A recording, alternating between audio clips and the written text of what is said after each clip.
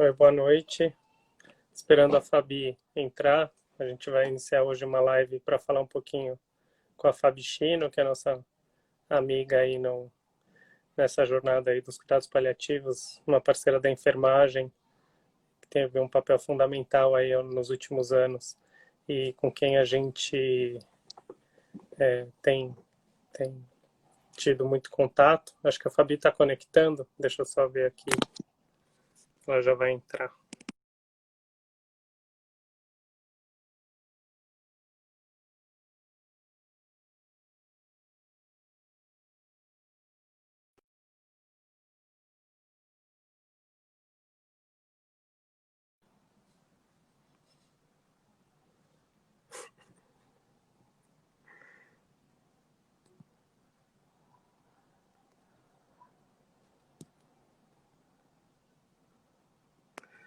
Acho que a Fabi está tendo algum problema de comunicação. Vamos ver aqui se ela consegue.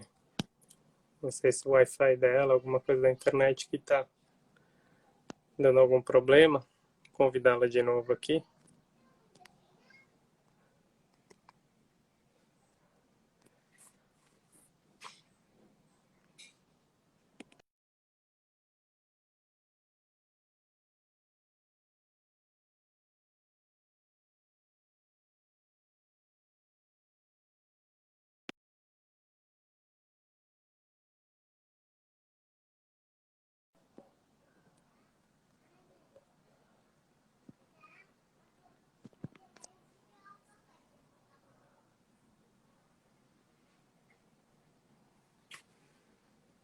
Vamos ver se agora ela consegue.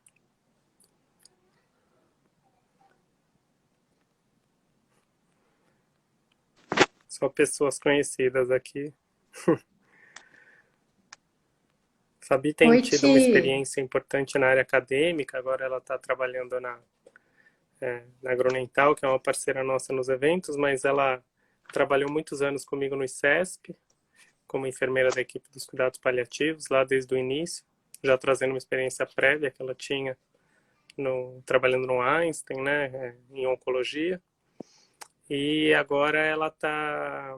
E aí depois ela trabalhou em outros hospitais de oncologia também, sempre estudando a parte dos cuidados paliativos. Ela tem uma pós-graduação em educação e de equipe multi, um mestrado pela Escola Paulista, que é a área que a gente tem dá muita importância e a Fabi sempre foi uma pessoa, ao longo do tempo que ela nos acompanhou lá no ICESP, ela sempre teve um papel importante na educação em cuidados paliativos em todos os profissionais da instituição, que é um desafio, porque é uma instituição muito grande e que a gente tem muita dificuldade de manter um corpo clínico e de profissionais treinados nisso. Não sei se ela está tendo uma dificuldade de... Vou tentar novamente aí, uma dificuldade de conexão. E a gente sempre... Acho que agora vai. Oi, Fabi.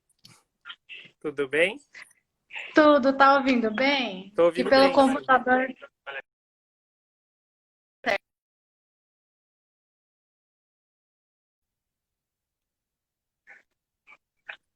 Ai, tudo bem? Eu tava Tudo bem? tentando aqui. Tava, Tudo. tava falando aqui um pouquinho do que eu te conheço. Ah, Como que tá? Tranquila? espero que tenha falado bem. Então, vamos começar. Acho que você podia se apresentar e a sua trajetória no paliativo. E você participou do projeto das pessoas pioneiras em cuidado paliativo, da NCP, né? Daquele livro.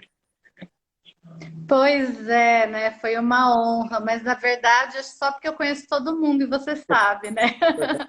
Que o povo Conta um acaba pouquinho. lembrando. Aham. Conta um pouquinho a história, Bem, Fabi.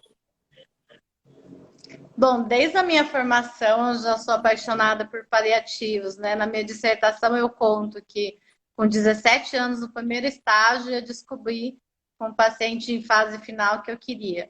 E eu estive numa escola muito privilegiada, né? Que na USP tinha a professora Maria Júlia Paz, a Sibeli Pimenta, a professora Regina Slitt, então pensando há mais de 20 anos atrás, assim, eram pessoas que lá já falavam de paliativos, e no HC, Uhum.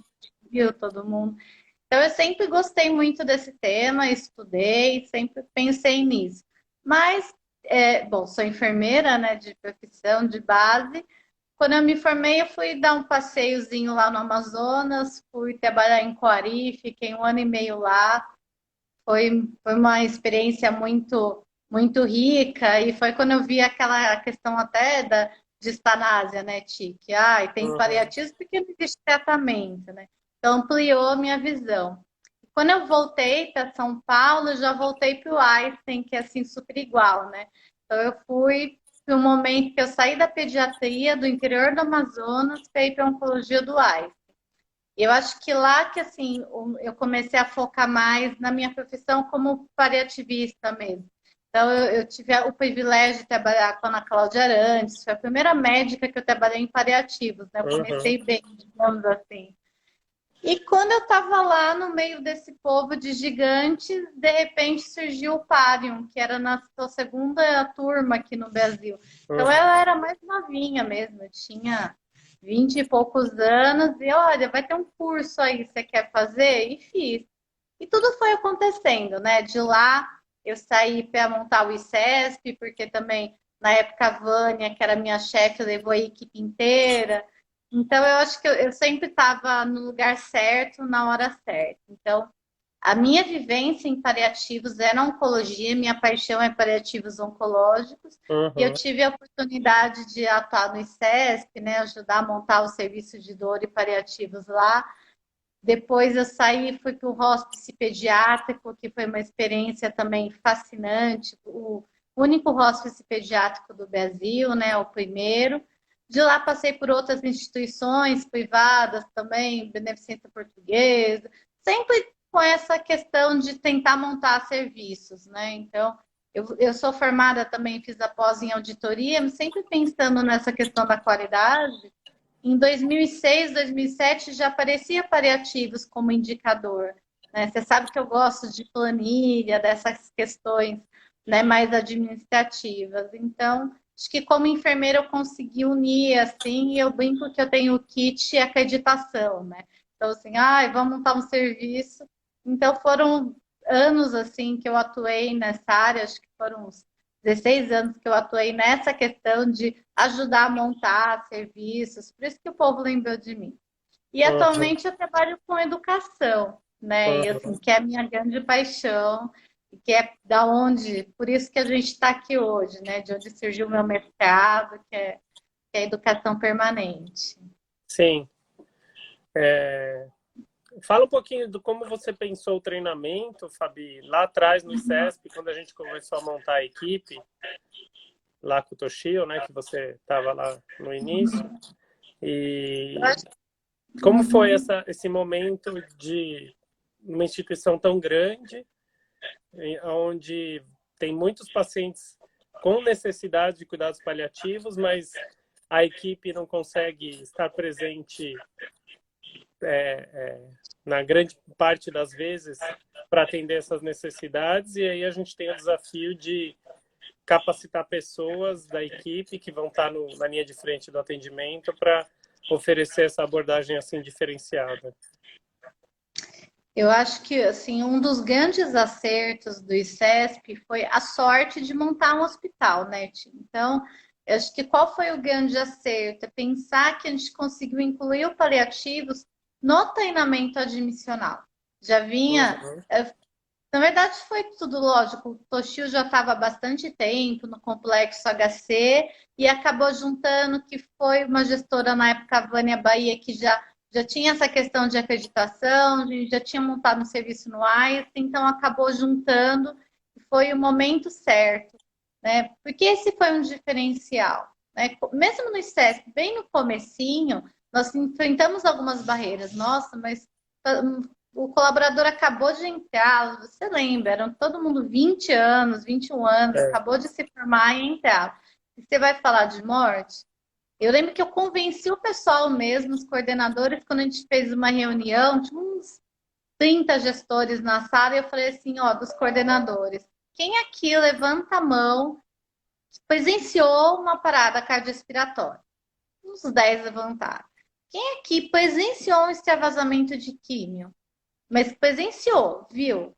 Uns 5. Síndrome de veia cava. Uns 3, 4. Então, essas são as emergências oncológicas. Agora, quem aqui já cuidou de um paciente com câncer que morreu?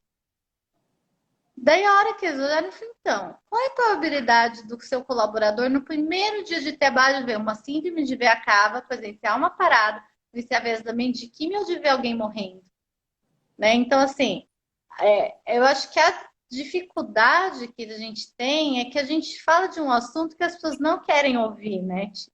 Quando as pessoas pensam e vão para oncologia, eu falo que paliativos seria armadilha. Ele não queria falar sobre isso, mas está lá. Né? Então, gostando ou não. E acho que foi esse desafio. Acho que ajudou muito a questão de todo mundo ser jovem. Na época, mesmo a equipe de paliativos era uma equipe jovem. Eu era e continuo sendo, tá? Queria deixar claro que eu comecei nova. Mas era uma equipe bem jovem, nem a nossa equipe tinha formação, nem todos os médicos, nem a equipe mesmo, né? A Ju, enfim. Né? A gente foi fazendo essa formação junto. Então, entre erros e acertos, eu acho que esse foi um acerto, já começar, porque ele não tinha preconceito. Porque Isso. antes de entrar na oncologia, ele já falava, ó, isso pode acontecer, então já teve aquela visão precoce, e isso ajuda muito, né? E só que mesmo assim, no começo, eu acho que eu ainda era muito ingênua. A gente pensava, vocês mesmos traziam, Fabi, tive uma ocorrência, aconteceu isso, a sedação demorou para entrar, precisa fazer um treinamento. Às vezes a gente acha que a resposta para tudo é treinamento. Né? E a maturidade foi trazendo isso, que não, a pessoa não é uma página em branco, ela tem uma história, né? Então não é só um treinamento, né? É um Uhum. treinamento que tem que saber o que ela sabe. Hoje eu faria algumas coisas de uma maneira um pouco diferente e fiz o meu mestrado, que é considerar as nossas crenças, né? Porque por mais que você tenha 20 anos, seja muito jovenzinho, acabou de sair da faculdade, 20, 21, você não tem preconceito. Mas é muito difícil você não ter nenhuma vivência. Geralmente você teve algum familiar, alguma história. Muitos alunos de medicina passam por isso, né? Eu despertei para medicina quando eu perdi uma avó, quando eu acompanhei o meu avô. Né? Então, é preciso a gente entender o que está um pouco por trás disso para a gente Uhum. pensar em atividades de educação, que é bem diferente até da graduação, enfim, é o que a gente chama de educação permanente, né? É a educação que ela é capaz de modificar a prática profissional, não é para formar um especialista. O objetivo nunca foi formar especialistas em cuidados paliativos, são profissionais assistenciais da oncologia que têm como missão, né, cuidar de pacientes também em cuidados paliativos. Sim. E aí é uma população bem heterogênea, né, Fabi? Sim.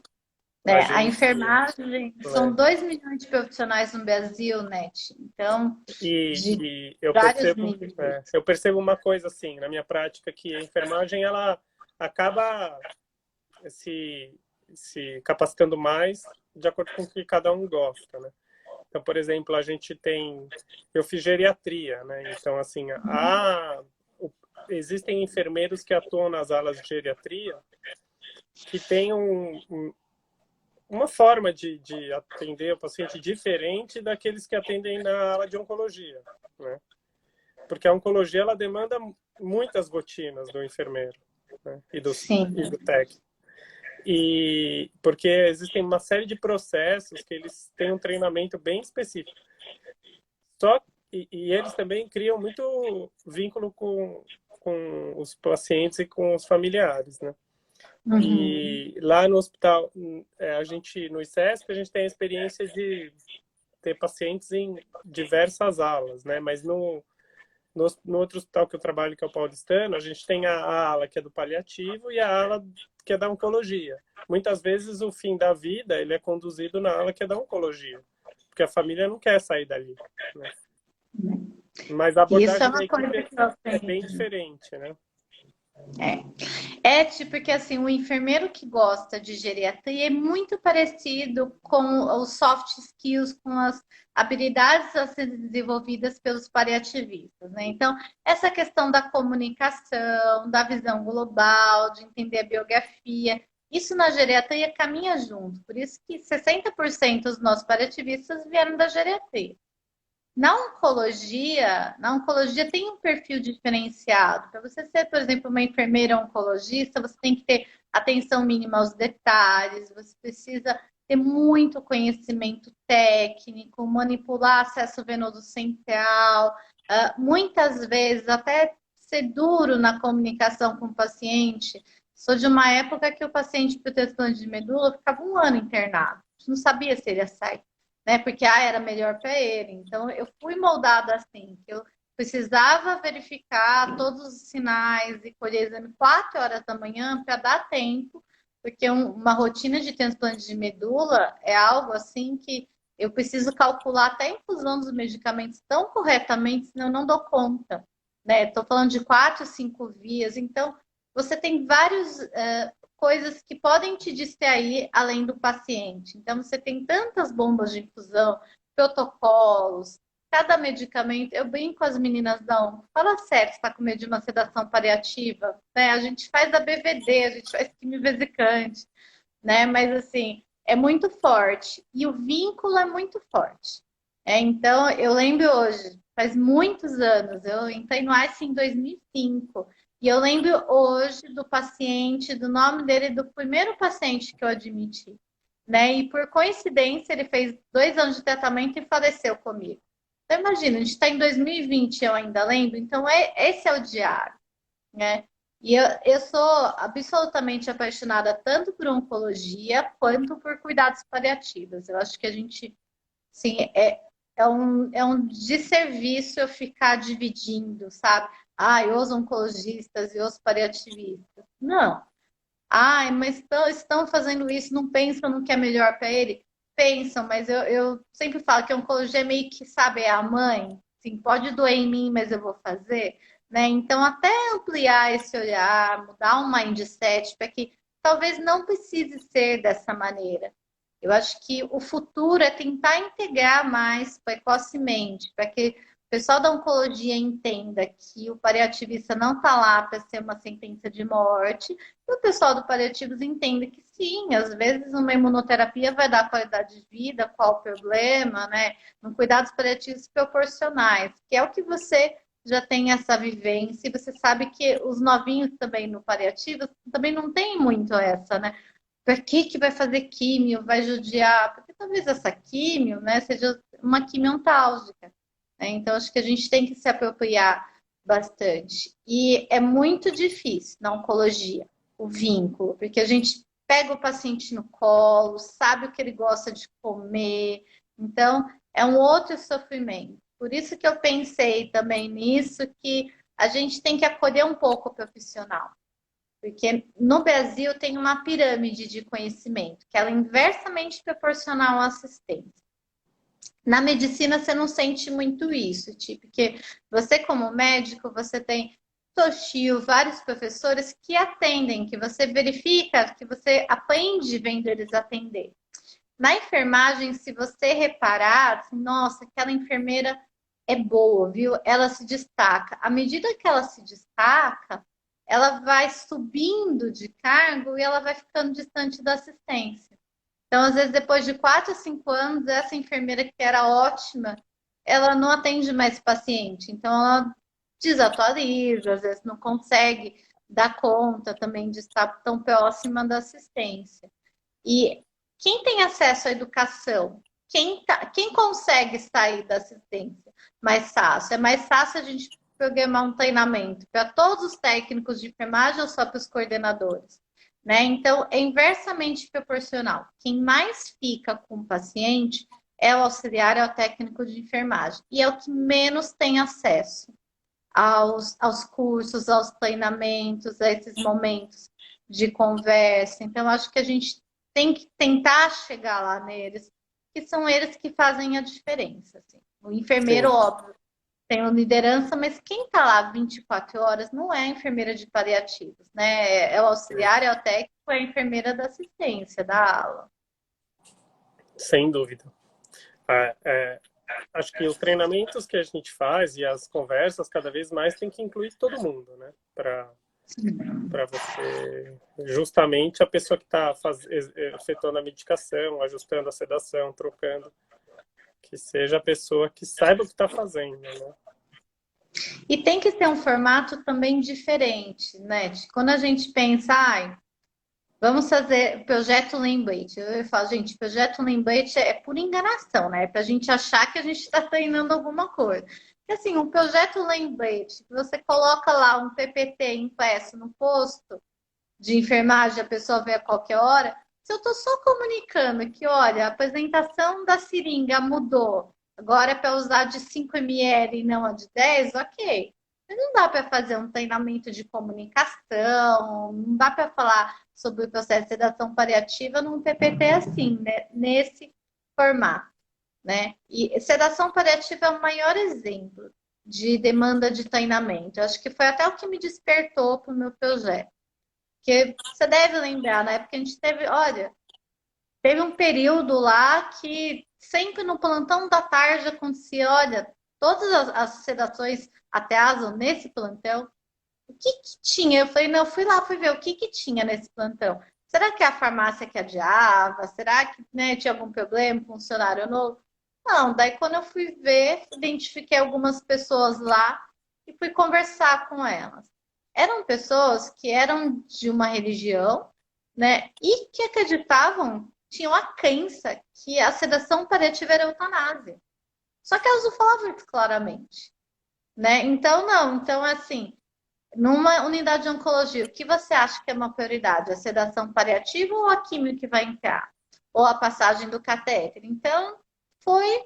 E às vezes, porque era difícil mesmo. Então, teve uma época que começou, tá bom, vai instalar uma sedação paliativa. Em vez de fazer, eles já tinham tido aula, eu entrava no quarto. Levava a enfermeira, levava o técnico. Porque quando a gente entra no quarto e vai instalar uma sedação, é quando a gente tem contato com aquelas perguntas. Eu tô matando meu pai? Se fosse o seu pai, Fabiana, você faria isso? E a gente precisa preparar o profissional para isso. Ele tem que sentir segurança. Então, eu poderia ficar eles 2 dias numa sala de aula e não teria o mesmo efeito deles me verem falando. Sim, se o meu pai estivesse nessa condição, eu optaria por isso, porque eu entendo que não é nada proibido, isso não é eutanásia e não é a medicação que vai causar a morte do seu pai. Infelizmente, né, é o câncer, é a doença que fez que ele chegasse nesse estágio. E você está permitindo que ele durma e passe por isso sem sofrimento. Depois desses momentos, as pessoas sentiram segurança. Porque quando você transmite, eu estou fazendo, né? Porque você está mostrando com a sua atitude que é possível fazer e como deve fazer. E sem aquela crítica também, que às vezes a gente fala, a pessoa precisa treinar. Ai, se ele acha que eu não sei, então assim, se quebra a defensiva. Né? Você vai junto, olha, quando você se sentir seguro, você faz, né? Porque é algo que, infelizmente, assim, numa unidade oncológica, é diário. Já dei plantão de 6 óbitos em 6 horas. No hospice eram 25 óbitos no final de semana. Então, assim, dependendo da característica da sua unidade, isso é um dia a dia. Então, você tem que preparar o profissional para esse dia a dia, com esse tipo de comunicação direta. E às vezes 2 dias na sala de aula não vai preparar para isso. O Fabi, fala um pouquinho do seu projeto, então. Como que foi? Do mestrado. Meu projeto foi pensando assim que agora é uma necessidade de treinamento, né? Vem a questão da acreditação, então a ANS também tem tido algumas questões de remuneração, então na verdade eu vi como uma oportunidade de casar as coisas. Porque a maioria das instituições não vai investir num projeto cuidando de quem cuida, não vai fazer esse tipo de acolhimento. Né? Então eu pensei, tá bom, então eu vou desenvolver um módulo de treinamento, mas um treinamento diferenciado. Então, o meu treinamento que teve de diferente? Primeiro que foi para técnicos e auxiliares também, Uhum. incluí eles, num Sim. grupo, quase um grupo focal. E eu tinha um programa de treinamento a seguir, mas todos os dias foram 5 encontros de 3 horas, 3 a 4 horas, né? Em todos os encontros, antes de começar, eu começava com uma roda de conversa, né? Então, eles falavam pouco, falavam da experiência, e a gente finalizava também com uma roda de conversa. E pedia para eles escreverem alguma coisa, enfim, deixarem uma coisa. Né? E o que eu percebi, que as demandas dele, às vezes assim, eu estava muito focada, você sabe, eu vim da oncologia, né? Às vezes tão focada na questão da fase final, da dor, e eles estavam preocupados com as estomias, com as feridas, então eu fui moldando. Então tá bom, então isso é importante, eu preparava um conteúdo que conversasse melhor com eles. E eu acho que o mais interessante que surgiu, acho que no terceiro encontro, foi que quando eles perceberam, né, o conteúdo de dor é impactante. Eles, nossa, então a gente não sabia nada, porque eram crenças de que, tipo, Dolantina é a melhor coisa, morfina vicia, então eu não vou Isso dar. Então, foi, realmente, isso foi em qual unidade, Fabi? foi numa unidade não oncológica no município de Mauá. Então, um Mas, hospital pequeno, não é um hospital. mas de Foi clínica aberto para o médica. hospital inteiro, clínica médica. Sim. Clínica médica, mas como foi aberto para quem quisesse, foram umas 20 pessoas que participaram, Uhum. umas 12 que vieram em todos os encontros. Tinha funcionário até do centro cirúrgico. E E você daí eu falo, fazia avaliação de pré-treinamento? não, Ti, eu fui mais assim para escuta mesmo, Uhum. eu fazia a avaliação do que eles, e eu fazia com que eles falassem o quanto Uhum. eles tinham aprendido, né? Depois eu acabei colocando isso no meu mestrado, mas o que me surpreendeu, o ponto que mais chamou a atenção deles, que eu fiquei pensando, por que que uma profissional do centro cirúrgico vem assistir? Ela Uhum. falava, porque que a gente se sente acolhida e ouvida. Uhum. Então, detalhes como eu levava um lanche. Nossa, a gente vê que você preparou um lanche, você preparou a aula pra gente, você ouve, então eu me sinto bem. Então, às vezes, tem pessoas que, sim, umas 2 ou 3 que não iam usar aquilo na sua prática, mas elas se sentiram acolhidas, ouvidas. E essa é uma questão também que às vezes a gente joga muita culpa no paliativos. A gente ainda tem muitas situações de assédio moral mesmo na enfermagem, infelizmente, de questões administrativas, de como, sabe, essas questões relacionadas ao micropoder, e ficam colocando toda a culpa no paciente que está morrendo. Mas, gente, o que surgiu também em algumas partes, algumas salas, que, olha, a minha chefe não fala bom dia, né? Não fala comigo. O paciente vem pedir alguma coisa, eu não sei como responder.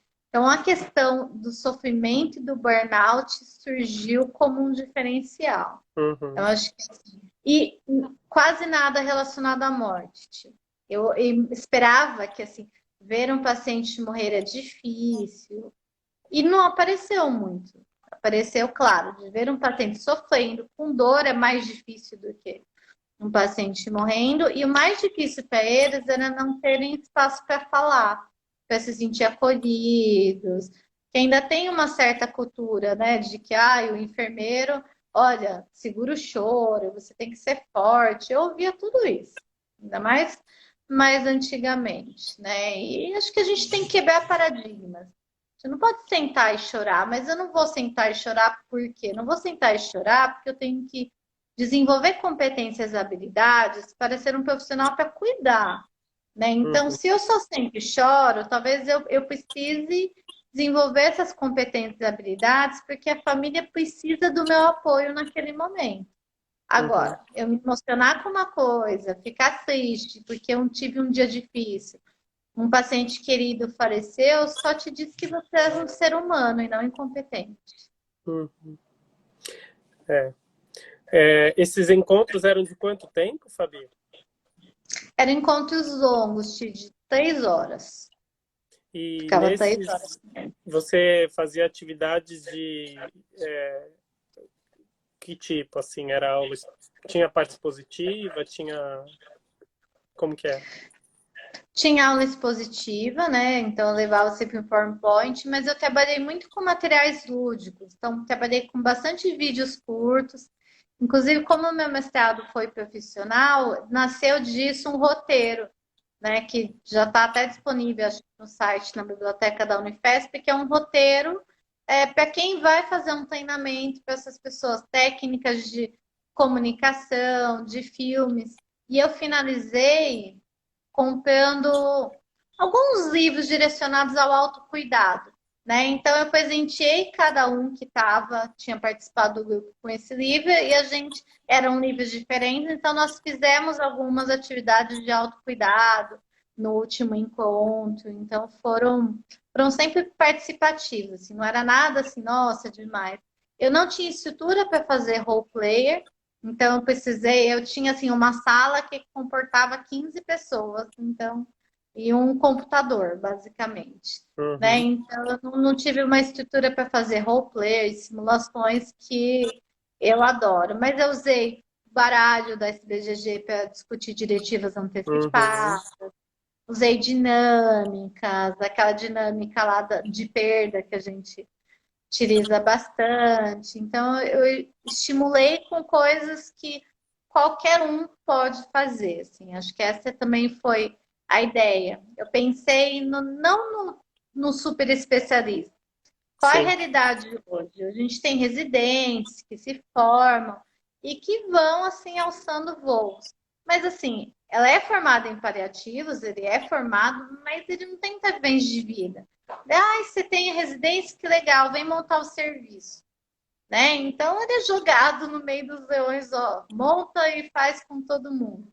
Então a ideia do projeto foi isso, foi pensando nessa pessoa que entende um pouco, mas que ainda não sabe tanto assim, e num formato que caiba na educação permanente, que é totalmente diferente de pensar na educação para graduação, no currículo em espiral, né? Eu preciso pensar num treinamento para a pessoa que está o plantão noturno inteiro, acordado, que tem dois isso. empregos, que faz faculdade. Isso Então, que é difícil. precisa ser lúdico, assim, senão. E tem que ter comida. Ô, Fabi, uma coisa que algumas coisas que eu tenho observado, né? Esse desafio de treinar e de capacitar sempre acho que é um dos pilares de quem vai estruturar o serviço de paliativo. Quando você entra numa instituição para montar, de porte pequeno ou médio, aí, vamos dizer, existe aquela pressão por começar a atender, né? Uhum. E muitas vezes é difícil de você encaixar uma equipe estruturada, mas você vai conseguir, muitas vezes, ter uma enfermeira de referência, né? E aí além de começar a atender, sempre a gente identifica na enfermagem como talvez acho que a principal equipe aí a ser treinada para começar a criar uma cultura no hospital, né?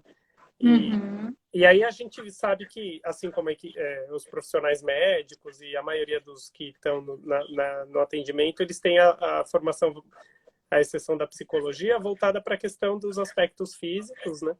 E só que a enfermagem, ela acaba adquirindo uma questão, eu acho, de acolher, mas não necessariamente isso é treinado, porque como ela está ali o tempo todo, ela vai vivenciar muitas situações, que muitas vezes o médico passa a visita, vai embora e não vê, né? E aí, questões de espiritualidade, questões de sofrimento de lidar com a perda, elas vão surgir no plantão em momentos em que a psicóloga não está, que o médico não está, que, enfim. E aí, às vezes, aquilo fica uma coisa meio...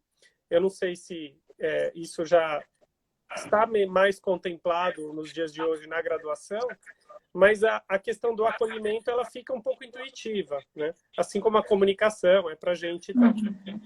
E aí eu acho que isso é uma coisa que mais a gente talvez tenha que trabalhar como prioridade em como se comportar, como se comunicar, como lidar com uma pessoa que traz um sofrimento aí espiritual, que às vezes fala para o técnico de enfermagem, né? Como você acha que a gente pode fazer isso de uma forma que seja viável no quesito tempo versus conteúdo?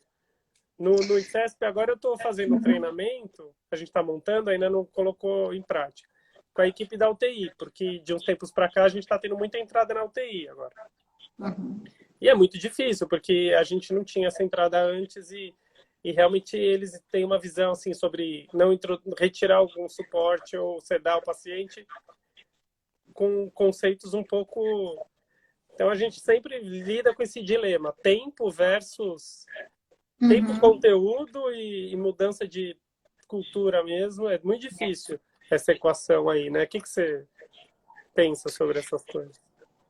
Olha, tia, eu acho que eu tenho até uma experiência feliz, porque somente no Einstein, quando eu comecei, eu era paga para ser enfermeira na oncologia. Então, e eu fazia tudo nas horas extras, e eu sempre tive um lema, se algum técnico meu estiver assistindo, vai saber que o tempo que você leva para tratar bem é exatamente o tempo que você leva para tratar mal.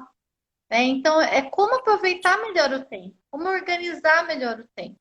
E sempre que eu vou falar da questão da espiritualidade, até porque meu projeto foi para isso, foi para falar assim: a sua crença não é a do paciente, não tem que ser. E a gente tem que parar com aquela cultura da enfermagem de pegar na mão, de ser anjo, de ser boazinha. Você é casado com uma enfermeira, você tem uma amiga enfermeira super chata, né? Você sabe que não é assim, né? Eu até brinco assim quando falo, e a enfermeira, né? Ai, e aí, ela é boa, competente? Ah, ela é boazinha. Não, olha, quando lembram boazinha é porque não é isso que tem que ser. Eu acho que a enfermagem paliativa, ela precisa caminhar ainda. A gente ainda tem uma cultura de enfermagem em alguns hospitais ser um cargo, né? Enfermagem paliativa coloca um cargo, não exige, né? Diferente da estomaterapia, da obstetrícia que já conquistou, você tem que ter a pós, né? Não, você tem que estar lá, olha, e pode ser um critério desde que aquela pessoa é interessada, vamos trabalhar, ou um critério de que ela acabou de ter bebê, essa vaga de segunda a sexta. Né? Ou então o critério que é o pior é da pessoa que vai menos fazer falta na assistência, então coloca ela lá. Né? Ainda é muito desigual essa questão. Eu acho que a enfermagem ela tem que perceber o seu valor e perceber que assim, eu não preciso dar conta de tudo. Se eu tenho uma dificuldade, se o paciente está sofrendo, ok, você tem como pedir ajuda. Eu falei, quando você tem um curativo difícil, você não pede para uma estomaterapeuta avaliar? Então converse, né, com os paliativistas. É tentar não resolver de qualquer maneira, né? E a questão, acho que da espiritualidade, o Saporetti fala muito isso, até da violência, né? Religiosa, porque às vezes se você está forçando tem algumas coisas que são comuns, né? Alguns hábitos que a gente tem, fica com Deus, você precisa ser forte. A gente entende que isso não é para todo mundo, que às vezes o paciente pode se sentir mal, né? Então é treinar mesmo. Se o paciente, por exemplo, pedir para você fazer uma oração, se isso não incomodar a sua crença e não te fizer sentir mal, tudo bem.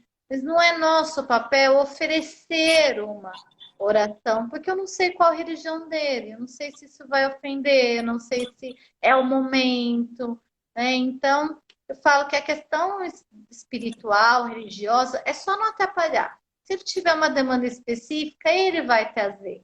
Né? E eu preciso ter o mesmo respeito, que quem está na cama, quem está morrendo, não sou eu, é ele. Então, se ele quer o pai de santo, eu vou levar o pai de santo. Né? Ah, não, Fabiana, não pode, porque ele não tem o treinamento. Vamos parar de ser hipócrita, né? Porque o padre entra a qualquer momento, e ele entra com a batina, o pastor entra a qualquer momento. Então, mesma regra para todo mundo. Se é o pai de santo, tá bom, ele vai entrar com a roupa dele, não vai ter contato com pessoas de outros quartos, não vai acender, né, fogo por conta do oxigênio, ok. Porque a necessidade é dele. Não é você, como profissional de enfermagem, que tem que atender. Como profissional de saúde, você tem que permitir que alguém atenda, que no caso não é você. Né? Então, acho que no Brasil a gente ainda tem o racismo estrutural, a gente tem essa questão também do preconceito estrutural que está velado. Não tem problema, já tive situações de um pai de santo ir lá no hospital pediátrico e meu colaborador falou, Fabiana, eu estou morrendo de medo, o que que eu faço? Fica escondido no posto de enfermagem até acabar, não tem problema. Você não precisa sofrer, não precisa ver, né? Mas deixa lá e orienta a família. Se precisar de alguma coisa, ele tá lá, né? Mas é o respeito com o colaborador também. Você não precisa participar, você não precisa ver. Mas a gente tem que deixar, tem que respeitar todas as crenças da mesma maneira. Se o não, é o não para todo mundo, porque eu tenho uma resposta racional. Se o sim, o sim é para todo mundo. Acho que a gente tem que ser sincero, né? Que isso me incomoda, ok. Dá para a gente fazer alguma coisa sem incômodo? Dá para a gente levar você para conversar com alguém? Não, me incomoda? Então, olha, então não dá para você ficar, né, atendendo esse tipo de paciente, porque eu preciso de uma pessoa que desenvolva essas habilidades de comunicação, essas competências de você realmente conseguir agir de uma maneira mais racional em alguns momentos. É, são aspectos importantes, mas muitas das coisas que você fala aí, às vezes a pessoa está fazendo na boa intenção, assim, às vezes não sempre, né? E aí que falta a gente conversar e ouvir, e acho que as conversas são importantes, né? A gente faz aulas, tal, mas as conversas a respeito daquilo que as pessoas acreditam e como elas se sentem ali no atendimento também são fundamentais. Um outro aspecto, pensando aqui, que a gente sempre tem dificuldade a respeito daquele... Cada vez mais a profissão da enfermagem ela é cheia de rotinas e assim, eu até assim, é uma coisa desigual, né? Você falou um pouquinho aí de acreditação, né? E quando passa a visita da JCI lá cada 3 anos, né? A enfermagem é massacrada e os outros profissionais ficam ali, né? Com aquela cara de... O médico, se ele der azar, ele é entrevistado. Mas, do contrário, não. E aí, assim, quando a gente... algumas rotinas do paliativo, elas, dependendo da fase do paciente, você vai parar de fazer certas coisas. E você vai mudar o foco, né? E isso, estou falando do cuidado hospitalar. E aí, o treinamento em cima daquelas rotinas, ele é tão rígido que é difícil de você estipular. Eu sempre brinco do destro, né? Que o destro é a coisa que mais se faz sem prescrição, muitas vezes, né? Porque o pessoal está tão preocupado quanto que está o destro do paciente, que às vezes você tira da prescrição e o pessoal continua fazendo. Então, isso é uma outra coisa, né, Fabi? É mudar um pouco de aquela coisa que agora a gente vai começar a dar prioridade para o conforto, mas sempre tem aquela pessoa que está incomodada com o sinal de hipotensão, febre, e muitas vezes a gente já definiu que a gente vai olhar para o conforto agora, né? E isso também acho que é uma questão a ser abordada, né? No treinamento Você vê muito esses questionamentos, assim? Eu vejo, mas assim, eu vejo também a forma como tem alguns paliativistas, eu odeio o protocolo, eu odeio a acreditação. Eu falei, deixa de ser egoísta, você está aqui hoje por conta desse processo de acreditação que chegou no Brasil, não vamos ser hipócritas, né? Foi o que deu um boom, né? Dá para fazer um marco antes da acreditação e depois. Então a gente tem que jogar a favor, joga para o nosso lado. E eu acredito que muito disso acontece porque ainda temos pouquíssimos paliativistas, na enfermagem menos ainda, que tem essa noção, esse know-how, e eles não estão escrevendo os protocolos. Né? A maioria dos médicos não gosta, então deixa isso para alguém fazer. Então, acaba sendo quem escreve a rotina, o protocolo, é um profissional que não sabe o que é um paciente de cuidados paliativos. Né? Então, como que eu obedeço um protocolo? Né, da Joint, se eu escrever que um paciente em cuidados, se eu escrever um protocolo, assistência espiritual em cuidados paliativos, Se eu colocar que todo paciente deve receber a visita do capelão, tá errado, né? Ah, mas a minha boa intenção, mas não é, porque não é protocolo, nem todo mundo vai querer o capelão.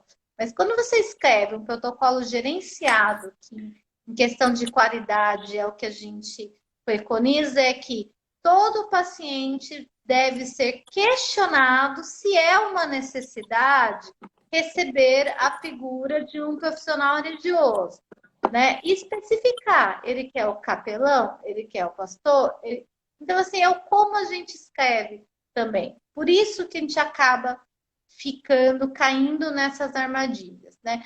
E quando eu falo do risco de queda, um exemplo prático era, lembra quando a gente colocou a farmácia clínica surgiu? Não é só a enfermagem. A farmácia clínica surgiu, eles têm micrométodos, eles colocavam lá, midazolam versus morfina. É contraindicado porque pode dar sonolência excessiva. Cara, mas é uma sedação, né? Assim, então, ter essa noção. Enquanto a gente medicar e prescrever com base no prontuário, eu não estou enxergando o paciente. Né? O Carlos Marcelo fala isso, um paciente somente oncológico, a gente trata o mesmo CPF, mas não o mesmo paciente. Dependendo da fase de tratamento que ele está, e às vezes as pessoas têm dificuldade porque sair da zona de conforto.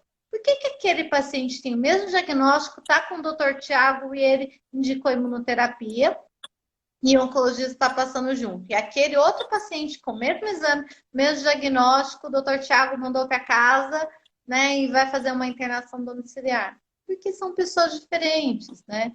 Então, a experiência centrada no paciente tem trazido isso, que deveria ser óbvio, né, básico, porque se a gente não é veterinário, é porque eu vou cuidar de pessoas, né, de seres humanos. Mas o Brasil ainda é muito hospitalocêntrico, cuidados paliativos no Brasil nasceu assim, não nasceu, mas ganhou uma força dentro do hospital, porque vem muito com a história da oncologia e da acreditação, mas a gente tem que mudar um pouco o mindset, sabe? Perceber que, primeiro, para escrever protocolo, então, é sair da zona de conforto tanto dos dois, tanto dos paliativistas, que tem que escrever. Ah, é chato? Ah, é chato, mas o mundo é assim, a remuneração é baseada nisso.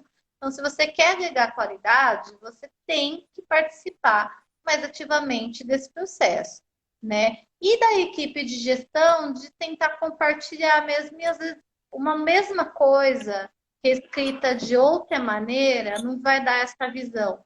Então, a gente ainda tem muito copy e cola. Então, a gente pega um software que utiliza nos Estados Unidos, que diz isso, isso, isso. Não dá para ser assim. Acho que a gente que é paliativista, os Estados Unidos tem muita coisa boa, mas em questão de cultura latina é completamente diferente. Se a gente Código de ética médica, código de ética de enfermagem. Onde diz que a gente tem primeiro que falar com o familiar e depois com o paciente sobre o diagnóstico? Nenhum lugar. O que a gente sempre faz?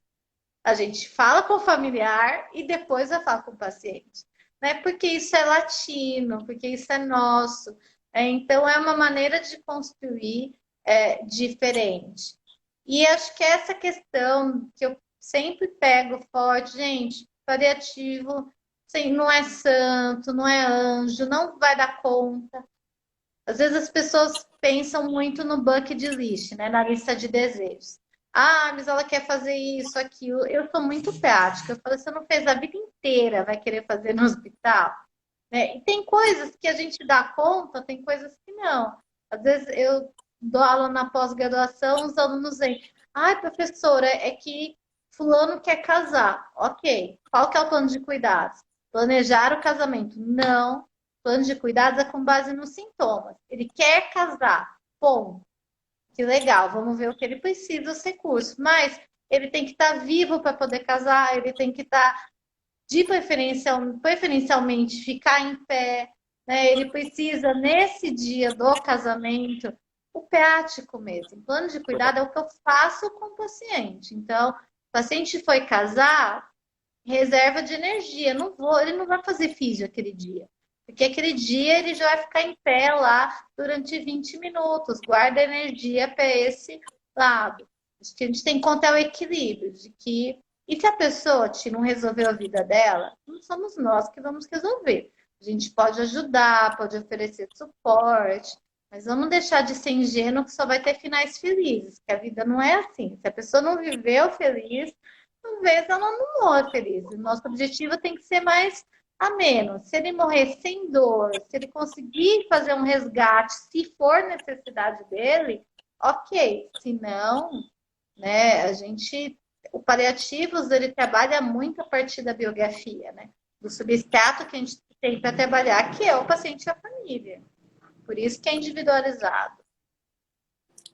Eu já vivenciei com paciente histórias muito bonitas desse tipo de casamento, mas não é a maioria, né, Fabi? A gente, na maioria das vezes, a gente ameniza, né, uma situação difícil. E eu sempre falo para os residentes que se a gente ajudou 10%, já foi a gente já teve um papel importante. Nem sempre a gente vai conseguir aquele... Porque é muito difícil essa fase para todos, né? E também carrega uma história que a gente está vivendo muitas vezes ali os últimos meses da vida da pessoa, ou menos, né? Então a gente não tem nem ideia de toda a trajetória, né? A gente consegue ter alguma ideia. E é importante tentar não fazer julgamentos, né, Fabi? Que é uma coisa que a gente vê também, né? Não fazer julgamento e não se frustrar. Assim, eu sempre acompanhei estagiários, né? Eu nunca vou esquecer, assim, eu dou conselhos do tipo, não coloquem pacientes no seu Facebook. Não dê o WhatsApp. Fabiana, como você é má. Tô falando. Daí tô lá, a adolescente de 12 anos com câncer lá, com um bico só maltratando minha aluna. Eu falei, mas o que tá acontecendo? Bonito, né? Eu aqui fazendo Kimi e você na praia, você nem me mandou uma mensagem, daí eu só olhei assim pra ela, tipo, meu, eu avisei. Acho que a gente tem que aprender a se preservar. Somente, assim, todas as profissões, mas que estão na assistência, a enfermagem ela é muito física, né, tia? A gente lida com momentos muito constrangedores. É muito constrangedor para um paciente adulto ser tocado por uma enfermeira, por um auxiliar. Para a gente, é dia a dia, trocar fralda, não é. Então, o que significa esse momento para o paciente? Então, a gente tem que ter essa delicadeza, assim, de que a gente acaba se aproximando.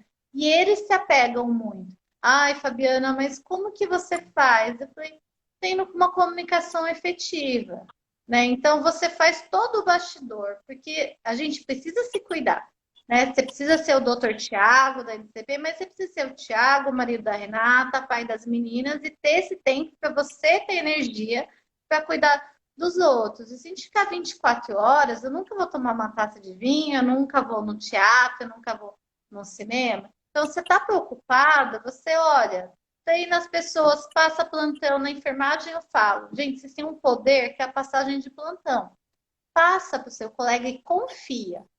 Né? A gente tem que parar de achar que eu sou melhor que os outros, que eu vou tratar melhor. Confia no seu colega. Né? Confia e escreve, deixa escrito. Ele não tem que adivinhar o que você quer. Então, situações de êxito, assim, tinha um paciente que tinha uma religião diferente lá, oriental, e tinha o chakra, o terceiro olho. Na primeira hora, não podia tocar na testa do paciente. Isso estava prescrito, Ti. Porque não adianta eu mandar o zap, eu falar, abraçar a família e, meu, aconteceu uma coisa que vai dar uma marca. Eu tenho que ser prática. O que é importante? Não pode. Ensinei quem vai cuidar dele. Eu vi a escala, nesse nível. Vi a escala, quem eram as pessoas. Eu começava isso 3 dias antes. Não na hora que o paciente morreu. Você organiza. Ó, gente, isso. Hoje com o grupo de WhatsApp, você monta um grupo, ó, comunicação na hora. Gente, leiam, tem orientação sobre isso. Então, a gente tem que sair do discurso e ter as práticas mais assertivas. Não adianta nada eu chorar pelo paciente e ficar toda emotiva e, assim, ir para casa, não passar para ninguém. O final do paciente não depende de você e não tem que depender, né? Mas, então, assim, Faça, coloque na prescrição, na SAI, na prescrição de enfermagem. Quantas vezes eu coloquei na prescrição de enfermagem? Falei, esse paciente precisa de um acompanhante, esse paciente se sente melhor se alguém ler um trecho da Bíblia. Então, passe isso para o acompanhante que está junto. Eu escrevia, porque a gente tem que dar tanto valor para essas medidas prescritivas também, do que a manter o acesso. Eu acho que essa questão da comunicação corporativa, da comunicação escrita tem que melhorar. Porque às vezes você como médico sente mais isso, que você passa de manhã. Daí já é outro médico à tarde, daí já é outra pessoa. Então, assim, não adianta, aquela pessoa não vai ficar 24 horas. Deixa escrito, passa no plantão que diminui esses problemas, assim. Isso aí não diz respeito só ao paliativo, né? Diz respeito a todas as rotinas, né? E a gente vê esses problemas acontecendo. E a gente acaba sendo muito... Acho que a enfermagem é uma área que é cada vez mais burocratizada, né, Fabi? Infelizmente, a gente não vê a tecnologia da área da saúde facilitando a vida de vocês, infelizmente, né? Claro, algumas coisas sim, mas a impressão que dá é que sempre é um formulário a mais para preencher. Mas e ir lá olhar o paciente, examinar, colocar a mão, né? A Paula Barrioso está aí na live, fez um comentário bem pertinente, né? Agradecer a presença dela. Conhecimento técnico que alivia o sofrimento e possibilite um encontro com o que é sagrado para o paciente, né? Acho que isso resume um pouco, muito bem do que a gente está falando. Fabi, a gente vai ter que caminhar para encerrar. A live aqui do Instagram, ela é cortada em 1 hora e a gente deixa para quem quiser assistir depois, gravado na página da NCP, né? Queria agradecer a todos que estão nos assistindo. A Dani acabou não podendo fazer, então eu fiz, mas ela está se recuperando aí, melhoras para ela, mas graças a Deus está bem. E você, acho que queria que você concluísse aí, desse um fechamento aí pra gente. Imagina, tio, eu só quero agradecer, né, o convite. E eu, assim, toda essa questão dos visionários, eu sinto muito orgulho de ser enfermeira, né? Sinto muito orgulho de ser enfermeira no Brasil. E eu aprendi 90% do que eu aprendi foi com meus pacientes, com minha equipe de auxiliares, técnicos. Então, assim, eu acho que as pessoas deveriam dar mais valor a essa profissão, né? Não só nesses momentos de pandemia, no discurso, mas assim, de perceber. E eu acho que eles têm que se dar mais valor também. Acho que qualquer profissional que esteja assistindo, que entenda que vocês são capazes, que não precisa tanto só do treinamento, não foca nisso, assim. Tente fazer o seu melhor, tente se cuidar, estar bem, que com certeza, né, acho que o melhor cuidado, a melhor assistência para evitar o luto complicado é o paciente e a família reconhecer que ele foi cuidado e tratado com dignidade, né? Então, o técnico científico a gente corre atrás, mas manter a dignidade que seja assim o norte, não de todos, não só dos cuidados paliativos. E só agradecer de novo a vocês da NCP, que eu tenho muito carinho. Obrigado a todos que participaram. Vi pessoas aí que trabalharam com a gente aí faz tempo. Agradecer a Sheila, a Ju e todos aí, para não esquecer de ninguém, né? E obrigado, Fabi. Acho que outras oportunidades a gente vai ter aí para continuar esse assunto que é tão importante, né? Tá bem. Então, obrigado a todos. Tchau, beijo. Tchau, beijo.